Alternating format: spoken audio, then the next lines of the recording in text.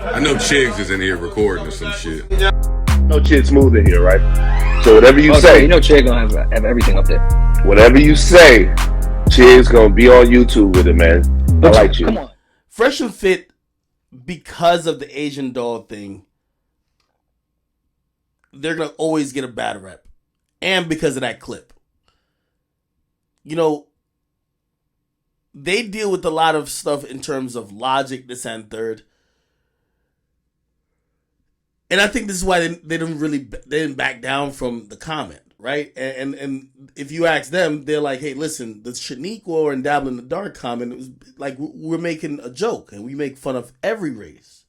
You get me? While that logic works because you're being fair and you're not just single out because, you know, some people like self-hate, this and third, you're not singling out just black people.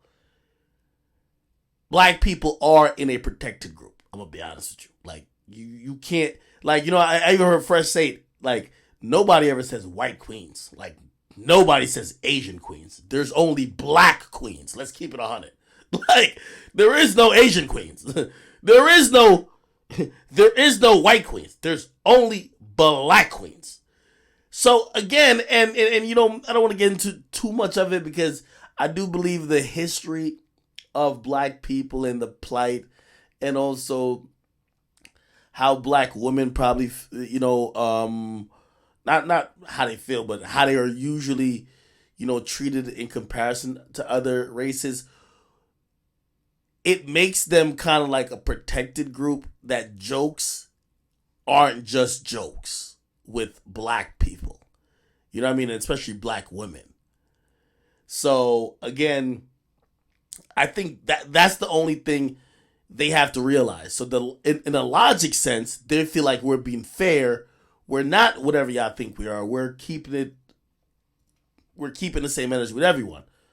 Unfortunately, I think this is where they have to realize, and you know, they're both not like, you know, I think they're both like immigrants, just like me. But you have to realize, based on what black people have been through in this country, you can't just use the same jokes. It's not the same treatment. You know what I mean?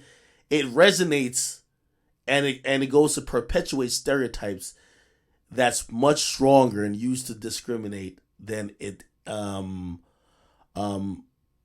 has been for other races. For example, if you're perpetuating a stereotype, or if you have a joke that denigrates black people or black women to be loud and ratchet, cool. Let's say if you use a stereotype and you use a joke to denigrate white women to be, oh yeah, you a Becky who sucks dick. Well, that stereotype for that white woman won't probably cost them in the marketplace. For a black woman, it will.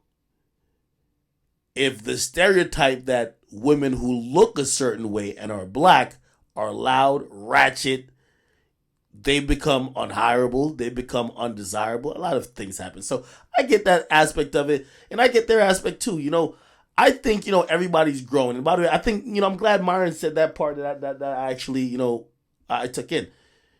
He's growing. He's like, yo, and by the way, I've watched his last couple of shows. They're not kicking out people anymore as much. Yo, and the chicks on there now is wilding. These chicks is violating, disrespecting, over talking. He's not kicking them out. He's having patience. So again, you know, unfortunately, what the internet does, and this is one of the reasons, I know some of y'all be like, yo, no, yo, I know some of y'all just want me to hate them. Come on.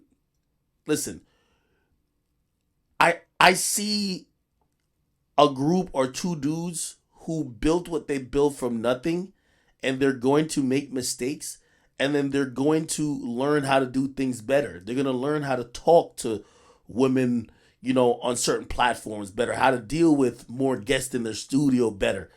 And you got to let people, like, learn. I think they've gotten chastised and admonished a little bit, but I think the problem also becomes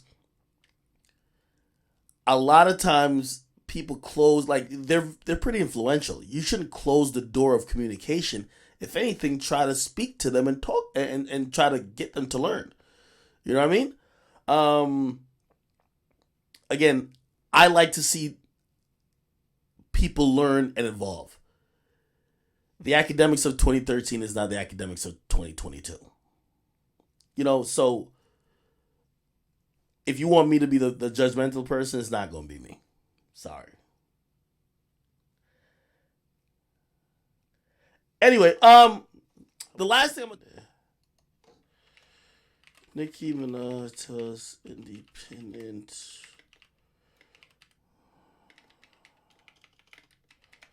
Okay. Here it goes.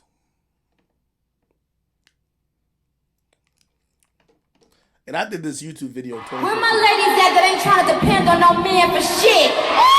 She was on stage shouting out independent women.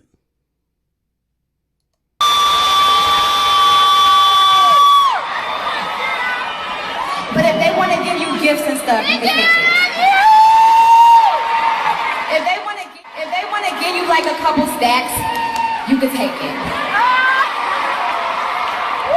Just as long as you have your.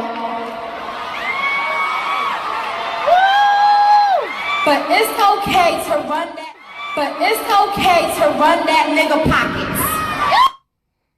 What? And this is why I'm gonna excuse it and say growth, because a lot of these artists, whatever they say, like they just give bad advice to other females, but they don't follow it. Nicki Minaj just never ran a nigga's pockets. Who? Nicki Minaj is worth 1,000,000 times more than her current husband. Was worth more than Meek. Was financing Safari. So whose pockets was she ever running? But she's giving the advice that she not living. You feel me? That's always the case with a lot of these, like these women who are given like these like bad advices, but it's really they're encouraging single women to stay single because they're preying on them. Really, it's like the city girls. They tell you, yeah, like all this bad advice, and then they all go get knocked up, and they heavy in love.